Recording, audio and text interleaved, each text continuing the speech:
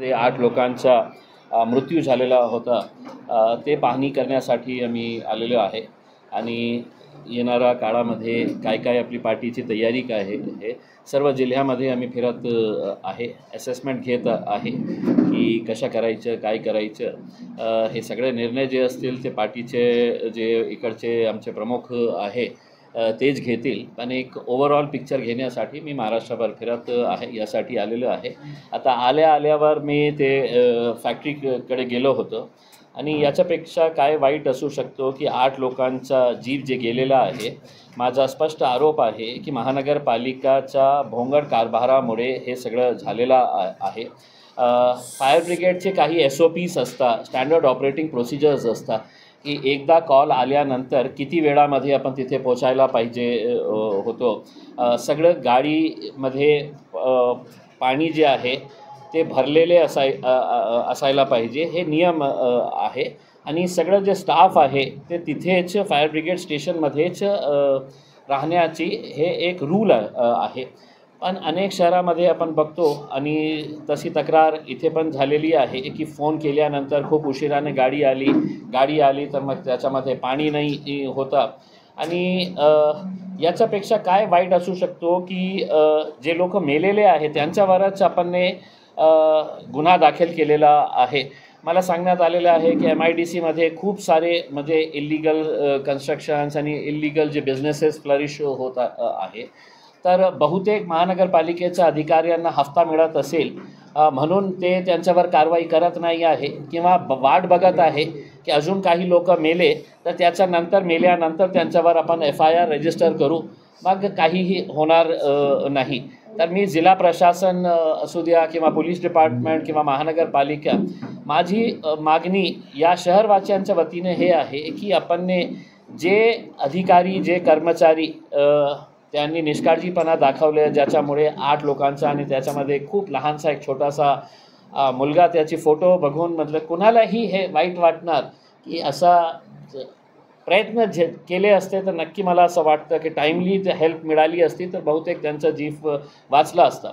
आता आपण त्यांच्यावर कारवाई केली नाही तर बहुतेक जे दुसरे कर्मचारी आहे त्यांची हिंमत वाढते आणि त्यांना असं वाटतं की आता इतकं होऊनसुद्धा आमच्यावर कशी प्रकारची कारवाई झालेली नाही आहे. मग माझी अपेक्षा हेच आहे की जिल्हा प्रशासनाने माणुसकीच्या दृष्टीने नियम सगळं सोडलं तरीही माणुसकीच्या दृष्टीने आपण विचार करायला पाहिजे आणि जे कोणी असते त्यांच्या बाबतीत कारवाई करायला पाहिजे. त्यांच्यावर गुन्हा दाखल केला, हा म्हणजे हे वेगळाच प्रकार मला हे बघायला मिळालेला आहे की ज्या माणूस मेलेला आहे त्याच्यावरच हे केलेलं आहे. आणि जसा फारुख भाई आणि आमचे दुसरे पदाधिकारी सांगत होते की खूप सारे म्हणजे शादीखानेसुद्धा तिथे चाललेले आहे. म्हणजे हे सामान्य लोकांना माहीत आहे, पत्रकारांना माहीत आहे. हे अधिकाऱ्यांना जेव्हा माहीत असूनसुद्धा त्यांनी डोळे झाकलेले असेल तर मी त्यांना थेट प्रश्न विचारतो की हे इल्लिगल बिझनेस ऑपरेट करण्यासाठी आपल्याला दर महिन्यानं पॅकेट येतो की दर आठवड्याने पॅकेट येतो? आपल्याला जे हफ्ता मिळत असेल ते दर आठवड्याने मिळत आहे की दर महिन्याला मिळत आहे हे तुम्ही सांगा. नाहीतर असं ॲक्सिडेंट होणं आणि जे माणूस गेलेला आहे त्याच्यावर आपण FIR दर्ज करणे. मग जिल्हाधिकाऱ्यांना मी विनंती करतो की तुम्ही याच्यावर लक्ष घालून महानगरपालिकेचे जे दोषी कर्मचारी अधिकारी असतील त्यांच्यावर एक FIR रजिस्टर करायला पाहिजे. मागणी करणार नाही, ही मी जे बोललेलं आहे ना की जे इल्लिगल कन्स्ट्रक्शन्स तिथे आहे किंवा इल्लिगल बिझनेसेस तिथे जे फ्लरिश होत आहे, सगळं मीडियानाही तिथे जे उपस्थित होतं त्यांना सगळ्यांना माहीत आहे, सामान्य लोकांना माहीत आहे. मग कमिशनरला का माहीत पडत नाही आहे?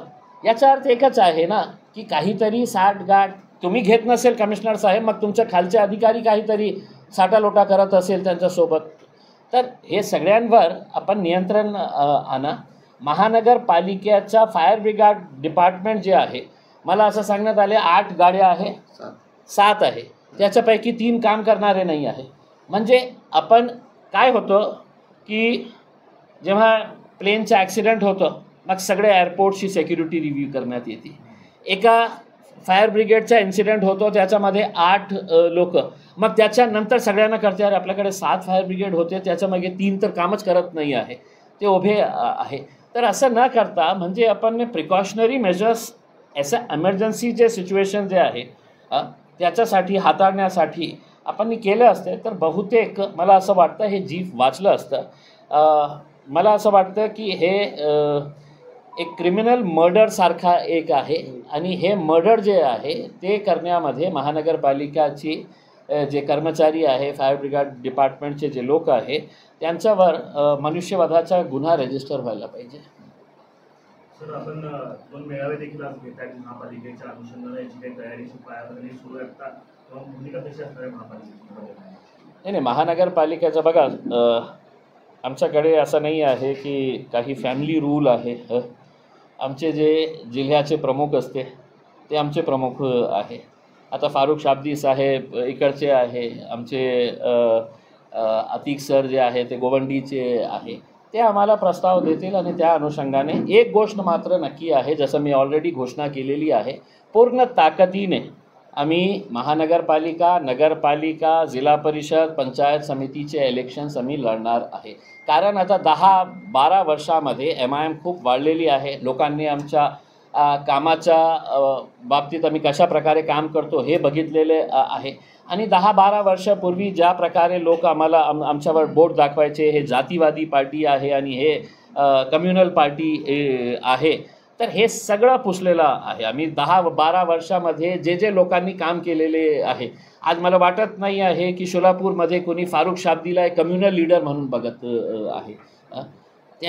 त्यांनी आपल्या कामाच्या आधारावर त्यांनी आपली स्वतःची इमेज आणि पार्टीचीही इमेज, तसं जसे आमचे दुसऱ्या जिल्ह्यातले सगळे लोक आहेत त्यांनी सगळ्यांसाठी काम करून जे दाखवलेलं आहे.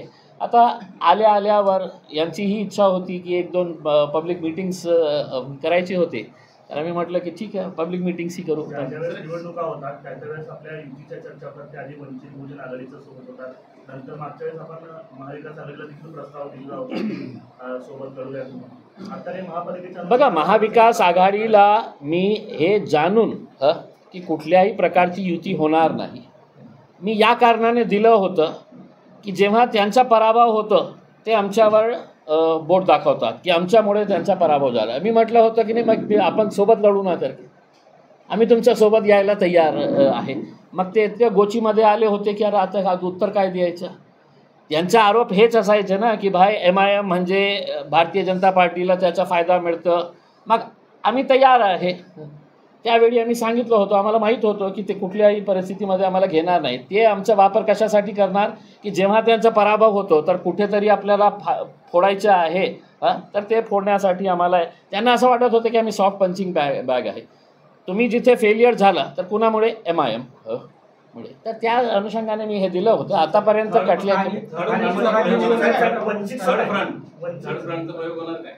काय हे की बघा, लोकल इलेक्शन्स जे आहे ना ते लोकल लेवलवर डिसाईड होतो. समजा आता आमचे फारुख शाब्दी साहेबांनी असं सांगितलं की बाबा आम्हाला हे एक गट तयार करायचं आहे, अलायन्स तयार करायचं आहे. याचा निर्णय ना मी घेणार आहे ना माझ्या पार्टीचे अध्यक्ष असदुद्दीन अवैसी साहेब घेणार आहे. हे रिझल्ट देणार असेल तर त्याचा सगळं निर्णय जे आहे ते आमच्या स्थानिक नेत्यांवर आम्ही सोडलेलं आहे.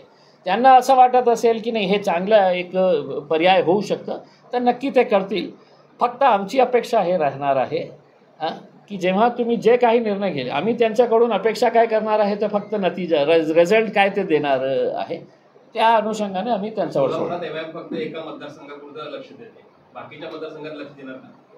100% आता काय आहे की आपल्याला माहीत आहे की मागच्या निवडणुकीमध्ये 1 लाखपेक्षा जास्त मतं आपल्याला मिळाली. 62,000 दोघं तिघं मीन्स आहेत ते आपले कॉल आहेत. आता जितकं हे होतं नाही, कुठे कमी पडलं आम्ही त्याचे असेसमेंट केल्यानंतर आता सगळं जे एरियाज आहे ते सगळं कवर करणार आहे.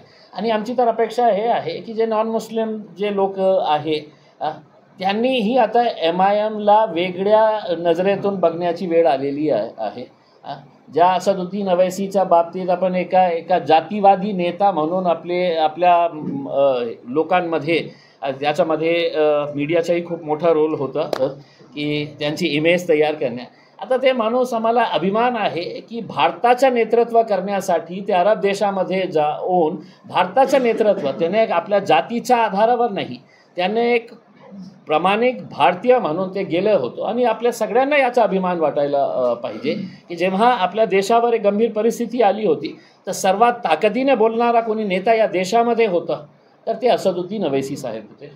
वंचित बहुजन आघाड़ी ने ट्वीट केलंय तुम्हाला टॅग करून, कसं म्हणतात की सुनने में आया कि देवेंद्र फडणवीस के बहुत फोन आते हैं आपको आजकल, औरंगाबाद में शिंदे सेना को खत्म करके भाजपा की जगह बनाने के लिए आपने कॉन्ट्रैक्ट किया है. असदुद्दीन ओवैसी को ये सब पता है और औरंगाबाद के सब कार्यकर्ताओं को पता है कि बघा काय आहे की मागच्या काही दिवसामध्ये आपण बघितलं असेल की आपले जे कॅबिनेट मंत्री आहे, समाज कल्याण मंत्री, ज्यांचं नाव मी परिवार कल्याण मंत्री ठेवलेलं आहे, त्यांच्या बाबतीत मी खूप सारे पुरावे दिलेले आहे की कशा प्रकारचे भ्रष्ट कारभार सुरू आहे. आपल्याला सर्वांनी बघितलं असेल आणि मीडियाचाही धन्यवाद देतो ज्या प्रकारे आपण हे मुद्दा घेतलेला आहे. एका रिक्षा चालवणारा माणूस जे खूप अभिमानाने बोलतो, आम्हालाही आनंद आहे की एका रिक्षा चालवणारा माणूस आमदार होतो, खासदार होतो, हे लोकशाहीची ताकद आहे. पण याचा अर्थ हे आहे का की आपण हे तो 64 कोटीची एक हॉटेल आपण विकत घेतो आपल्या परिवाराच्या नावाने. मग दुसरा MIDCचा जे लँडचं प्रकरण मी बाहेर काढलं, 106 कोटी रुपयामध्ये आपण हे तो अल्कोहोलची दारूची फॅक्टरी तयार करणार आहे आणि त्याच्या ॲप्लिकेशनमध्ये त्यांनी दिलेले आहे की 26 कोटी रुपये आम्ही स्वतःहून आपलं सेल्फ कॉन्ट्रीब्युशन असणार आहे. ठीक आहे, सेल्फ कुठून आणणार हे आम्ही प्रश्न उपस्थित केले.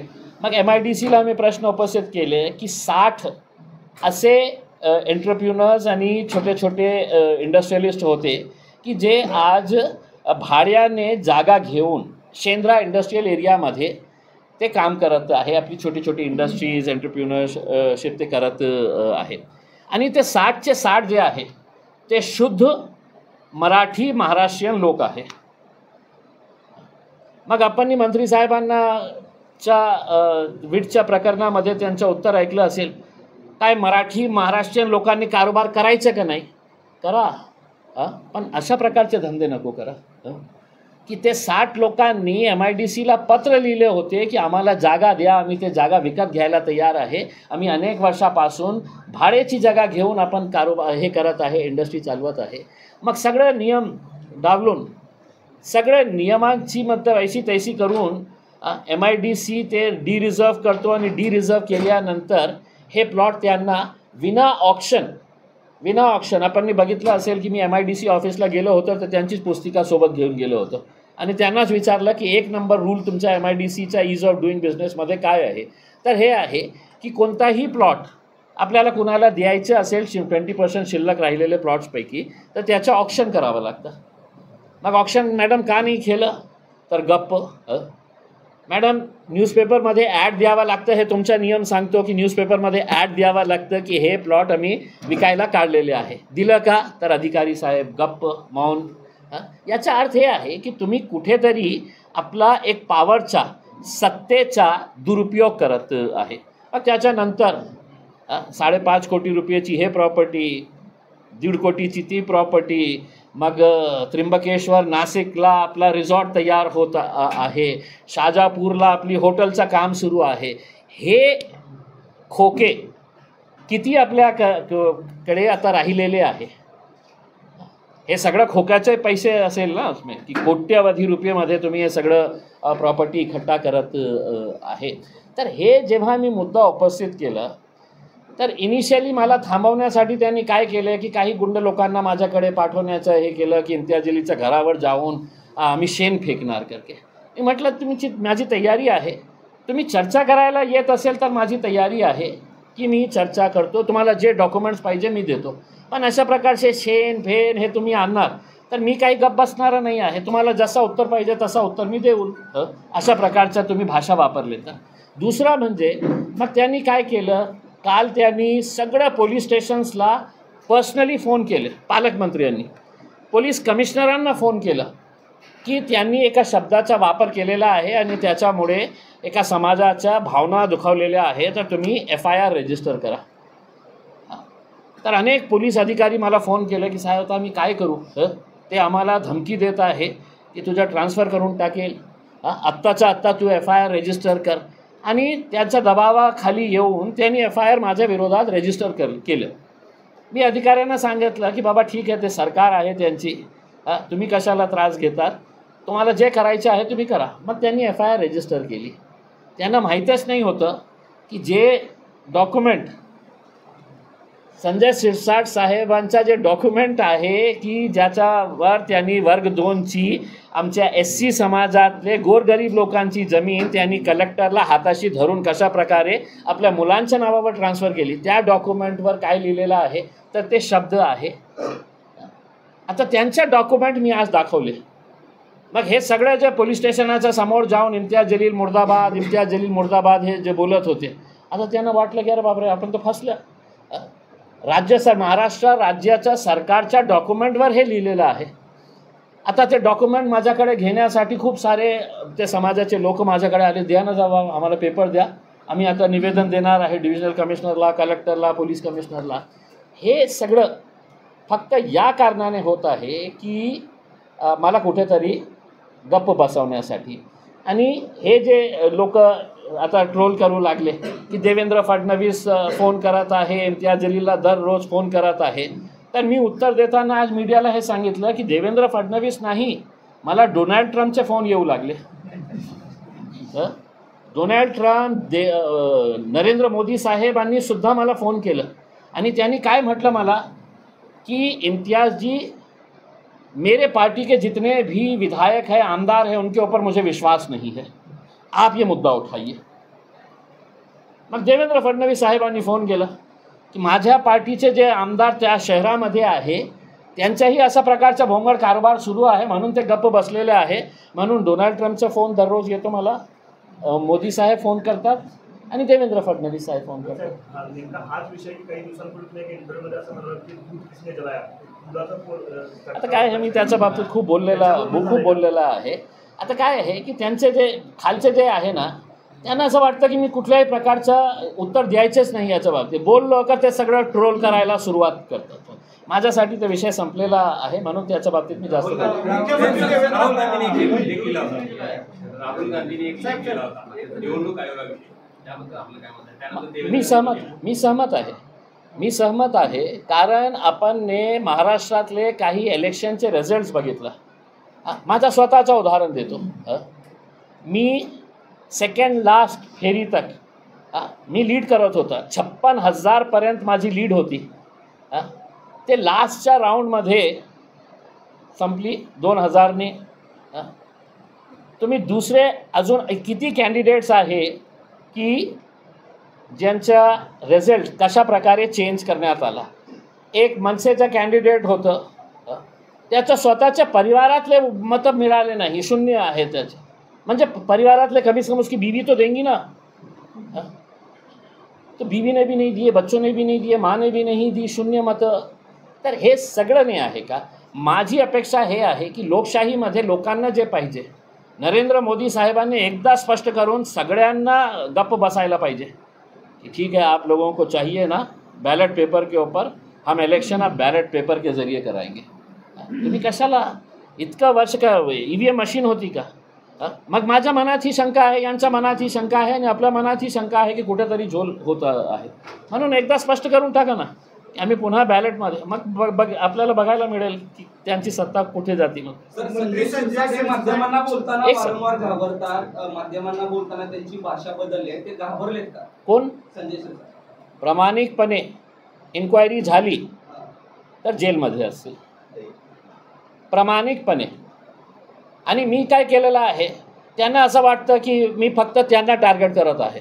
आता मी यांना टार्गेट केल्यानंतर इतकं लोक मला दुसऱ्या मंत्र्यांच्या आणि नेत्यांच्या पुरावे देत आहे की साहेब हे बघा, ही यांची प्रॉपर्टी आहे, हे बघा, आणि कुणालाही सोडणार नाही. आता मी काय केलेलं आहे की मी मुख्यमंत्री देवेंद्र फडणवीस साहेब आणि राज्यपालांना पत्र पाठवलं. काल माझा दुसरा रिमाइंडर होता यांना की साहेब मला काही वेळ द्या.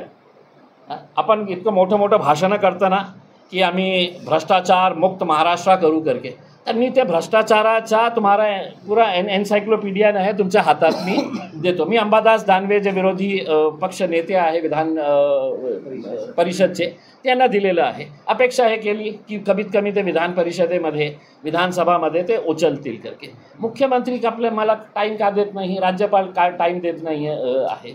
सगळा पुरावा तुम्हाला देतो ना.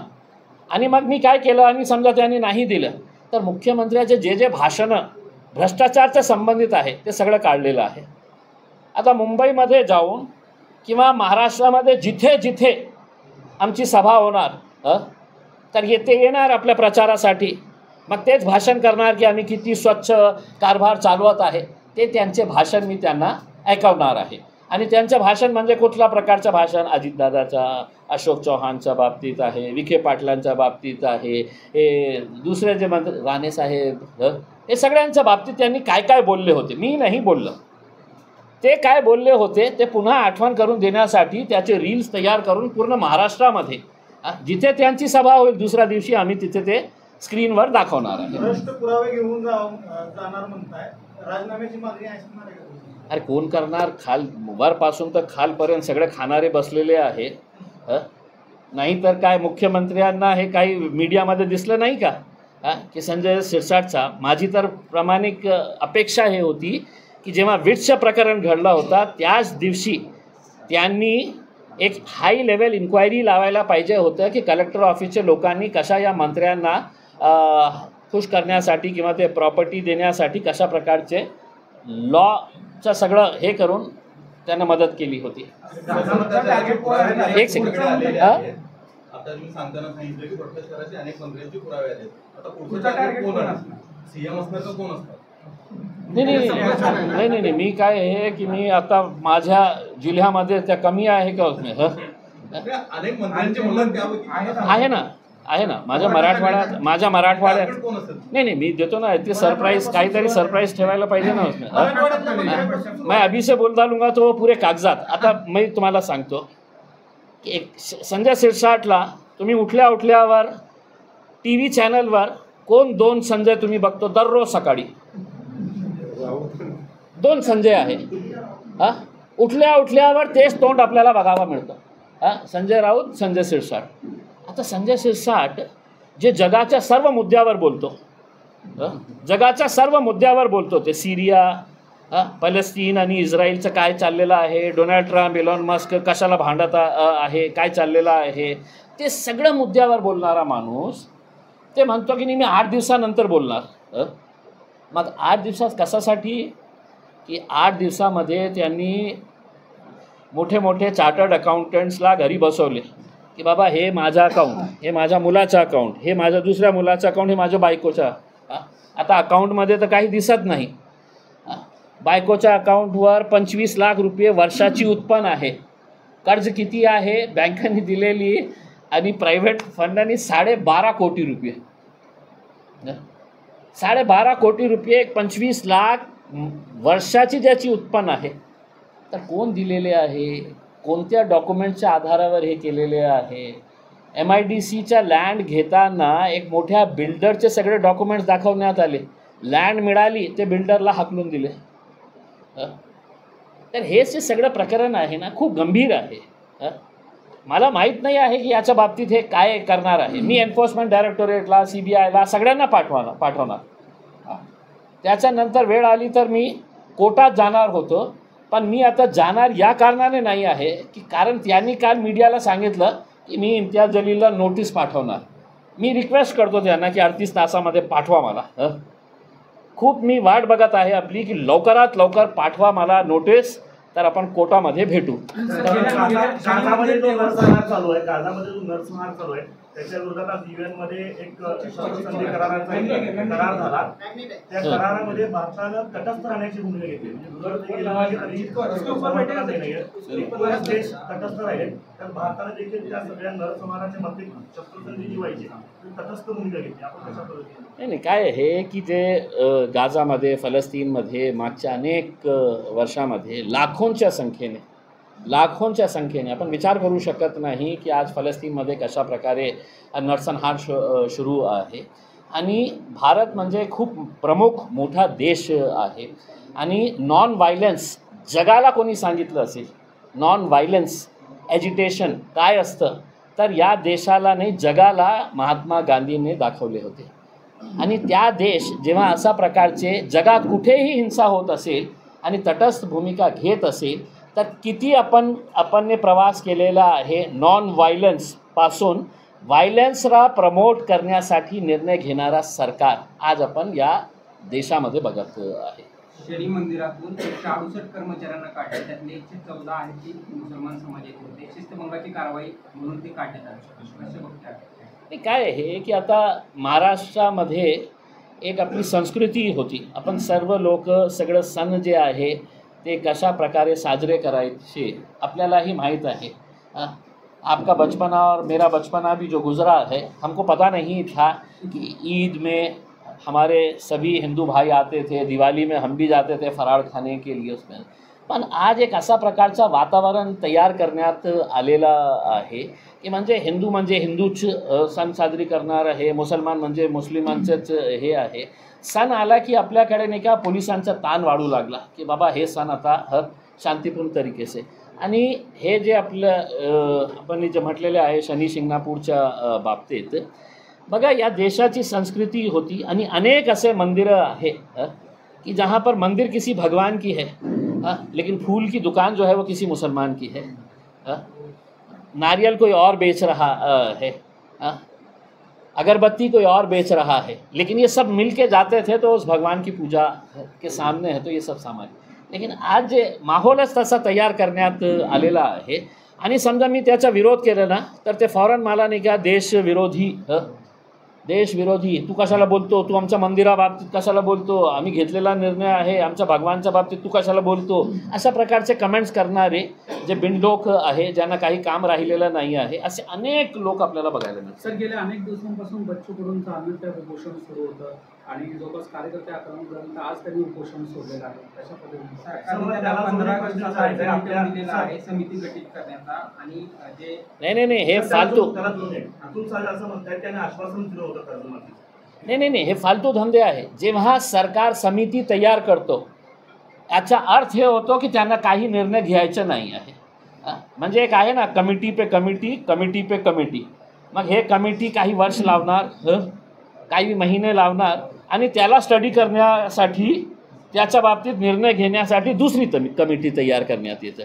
आता शेतकरींच्या बाबतीत तुम्हाला काय कमिटीची आवश्यकता आहे? तुमच्याकडे आकडे आहे या देशामध्ये सर्वात जास्त शेतकऱ्यांची आत्महत्या कुठे होत आहे तर आपल्या या महाराष्ट्र राज्यामध्ये होत आहे. कुठेतरी आपण चुकत आहे म्हणून देशामध्ये कुठलेही इतक्या प्रकारचे आत्महत्या होत नाही जितकं आपल्या महाराष्ट्रामध्ये. साहुकारांचा कसा धंदा ग्रामीण एरियामध्ये सुरू आहे हे आपल्याला माहीत आहे. बोगस फर्टिलायझर्सची फॅक्टरी कुठे कुठे आहे आणि आज ही बोगस बियाणे आणि बोगस फर्टिलायझर्स आपल्या शेतकऱ्यांना पुरवण्यात येत आहे. हे सगळं नेक्सस जे आहे ते आपल्या सरकारमध्ये बसलेले मंत्री, ॲग्रिकल्चर डिपार्टमेंटचा स्टाफ हे सगळ्यांना माहीत आहे. पण इतका मोठा कारोबार झालेला आहे की काही 100, 200, 500 शेतकरी अजून मेले तर आता कोणता पेपर, कोणता न्यूजपेपर मला दाखवा, कोणता न्यूज चॅनल असा आहे की एक शेतकरी मेला तर त्याची बातमी आपल्याला पान नंबर 1 वर बघायला मिळतं. 1, 2, 3 असं काय इतकं ते संक्षिप्त असतं ना या म्हणजे तर आता संक्षिप्त झालेलं आहे. नाही दादा माझ्याकडे कामच राहिलेलं नाही आहे. खासदारकीमध्ये गेलो, आमदारकीमध्ये कशा प्रकारे सगळे लोक इकट्ठा झाले होते, कशा प्रकारच्या. मी आपल्याला एक उदाहरण देतो की जे MIDCचे जे CEO आहे गिरासे नावाचे अधिकारी आहे ते माझे इलेक्टोरल ऑफिसर होते माझ्या कॉन्स्टिट्युएन्सीचे जे अतुल सावेच्या विरोधात मी इलेक्शन लढलो. तर माझ्याकडे इतके पुरावे होते की भाजपवाले कुठे पैसे वाटत होते, सगळे एव्हिडन्स सोबत बोलतो मी. काय धंदे त्यांचे सुरू होते हे सगळं इलेक्शनच्या दिवशी कशा प्रकारे ते बोगस बाहेरून लोक आणून ते बोगस मतदान सगळे एव्हिडन्स होते माझ्याकडे.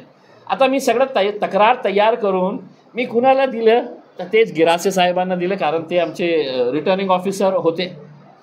माझी अपेक्षा होती की त्यांनी काहीतरी इन्क्वायरी करून मला सांगावे की इम्तियाज अली तू खोटं बोलत आहे, हे सगळं खोटे आरोप आहे. काही दिवसानंतर मला कळलं तेच गिरासे साहेब अतुल सावे साहेबांचे OSD झालेले आहे. आता ते OSD आहे. आता मी कुणाकडे जावा हे तुम्ही मला याचं उत्तर द्या की जेव्हा इतकं ओपनली असा सिस्टम चालत असेल की जिथे न्याय मागणारा ती जाणार कुठे. तर काम काही नाही आहे. 5 वर्ष नाही का फक्त या लोकांवर नजर ठेवतो. पुढच्या काही जागा घेऊन प्रश्न विचारताना दिसतील का इंटरव्ह्यू करताना पुन्हा? जे पहिलेचे नोकरी असेल तर द्या, करतो मी तसं आहे आपल्याकडे. उद्धवराज हां हां दोघंही मित्र आहेत तुमचे. नाही नाही दोघे सगळे लोक मित्र आहे, म्हणजे असं नाही आहे की ठीक आहे राजनैतिक माझी तर अपेक्षा हे आहे की ठीक आहे वैचारिक मतभेद राजनैतिक मतभेद असेल, पण मी उद्धव साहेबांना एक चांगला नेता या कारणाने मानतो की कारण त्यांनी कधीही जातीला प्राधान्य दिलं नाही की जातीच्या आधारावर आपल्याला राजनीती करायची आहे. त्यांचे ते वडील करत होते. बाळासाहेब हे त्यांनी केलेली आहे. जातीची राजनीती महाराष्ट्रामध्ये कोणी आणली असेल तर बाळासाहेब ठाकरेंनी आणलेली आहे, हे सत्य आहे. पण त्यांच्या मुलांनी किंवा आदित्यनेही कधीही याला महत्त्व दिले नाही. ते लोकांची राजनीती आणि जेव्हा हे सगळं गुजरातीयांनी मिळून ते मराठी माणसाला कमजोर करण्यासाठी जेव्हा शिवसेना फोडली तर एक महाराष्ट्रीय माणूस म्हणून मलाही ते वाईट वाटलं. मलाही वाईट वाटलं त्याचं की नाही एक महाराष्ट्रीयन लोकांची एक आवाज होती शिवसेना म्हणजे त्याचं फोडण्याचं काम भारतीय जनता पार्टीने केलं. मग कशा प्रकारचे खोके देऊन सगळ्यांना बोलवले. आता माझी अपेक्षा हे आहे की राजनीतीमध्ये काही ते आमचे प्रतिस्पर्धी आहे, ते आमचे अपोनंट आहे, पण मला असं स्वतःला वाटतं की भारतीय जनता पार्टीला या देशातून आपल्याला हाकलायचं असेल तर नवीन कॉम्बिनेशन्स करण्याची आवश्यकता आहे. आणि एक मोठा कॉम्बिनेशन जे आहे ते उद्धव ठाकरे आणि राजसाहेबांचं आहे. ते दोघं एकत्र आले. ते किती घाबरले. मला असं सांगण्यात आलं की देवेंद्र भाऊ गेले होते ना त्यांना भेटायला. काय सांगितलं असेल त्यांना की बाबा तू मत जा, हम तेरी फाइला वाइला सब बंद कर देते हे करके, तू मत जा वहाँ पे करके. त्यांना माहीत आहे की मराठी लोक आजही जे ओरिजिनल शिवसेना आहे त्यांच्यासोबत आहे आणि ज्यांना पैशाचं लालसा आहे ते खोकेवाले सगळे तिथे गेलेले आहेत. राज ठाकरेंचा वाढदिवस आहे, काय शुभेच्छा? कधी आहे? अच्छा, हार्दिक शुभेच्छा राजसाहेब. आता काय बोलू? मनसे नेते प्रकाश महाजन असं म्हणतात स्पष्ट सांगितलेलं आहे सोलापूर महानगरपालिकेमध्ये स्थानिक लेवलला काँग्रेस सोबत किंवा महाविकास आघाडीसोबत युती करणार काय याचा नाही, मी जसं म्हटलेलं आहे की त्याचा सगळं अधिकार जे आहे ते आमचे नेते फारुख शाब्दी साहेब आहे. जे आदेश ते देतील ते ओवैसी साहेब आणि इम्तियाज जलील मानणार आहे. संभाजीनगरला होऊ शकतो का? संभाजीनगर प्रकाश महाजन असं काय? म्हणतात. संभाजीनगरला अशी युती होऊ शकते का? महाविकास आघाडी काय मला खऱ्या अर्थाने इथे दुसऱ्या पक्षांची काय ताकद आहे हे मला इतकं माहीत नाही जितकं यांना माहीत आहे. तुम्ही ज्या शहराच्या बाबतीत बोलत आहे तिथे दुसरं पक्ष राहिलेलंच नाही आहे. आमची थेट फाईट कुणाची असणार आहे हे सगळं एकत्र येणार आहे. आणि तुम्ही मागच्या अनेक दिवसापासून एक न्यूजपेपर आहे ते मोठे मोठे नेत्यांना इंटरव्ह्यू घेत आहे. तर भाजपच्या घेतले, एकनाथ शिंदेचं घेतले, अजित पवारांचं घेतले आणि दुसरा उद्धव ठाकरेशी. आणि पत्रकारांनी प्रश्न विचारले त्यांना की तुमची फाईट कुणाशी आहे करके. ती चारींनी काय म्हटले की MIM सोबत आमची फाईट आहे करके. तर आम्ही तिथे खूप ताकदवर आहे. तर आम्हाला तिथे काही अलायन्स करण्याची आवश्यकता वाटत नाही. सर, मनसे नेते प्रकाश महाजन असं म्हणतात की कोणत्या शब्दाने समाजाचा अवमान होतो याचं भान इम्तियाज जलीलांनी राखलं पाहिजे. मागच्या काही दिवसामध्ये ते पण खूप हेडलाईन्समध्ये येत आहे असं. तर मला काय बोलायचं आहे ते त्याचा निर्णय मी करणार आहे. कोणता दुसरा नेता मला हे सांगू शकत नाही. मला माहीत होतं की हे जे शब्द आहे हे शब्दवर बंदी आणण्यात आलेली आहे. मग बंदी फक्त इम्तियाज जलीलवर आहे. महाराष्ट्र सरकारचा डॉक्युमेंट मी आज दिलेला आहे. माझ्या फेसबुक पेजवर ते डॉक्युमेंट मी टाकलेला आहे. त्या महाराष्ट्र सरकारने ते वापरू शकतं. इम्तियाज जलीलने वापरला की इमिजिएट सगळ्यांची भावना दुखवली आणि सगळे गेले पोलीस स्टेशनच्या समोर, इम्तियाज जलील मुर्दाबाद मुर्दाबाद. आता तेच मुर्दाबाद जे आमचे जिल्हाधिकारी आहे त्यांच्या विरोधात करा. संजय शिरसाट साहेबांना मी आवाहन करतो, आपल्या समाजाशी प्रामाणिक असेल तर तुम्ही एक पत्र लिहा की जिल्हाधिकाऱ्यांवर ही असाच प्रकारचा FIR व्हायला पाहिजे. ठीक है सर, धन्यवाद. अरे होगा ना भाई, नहीं मेरे को हिंदी आती नहीं है तो आप बस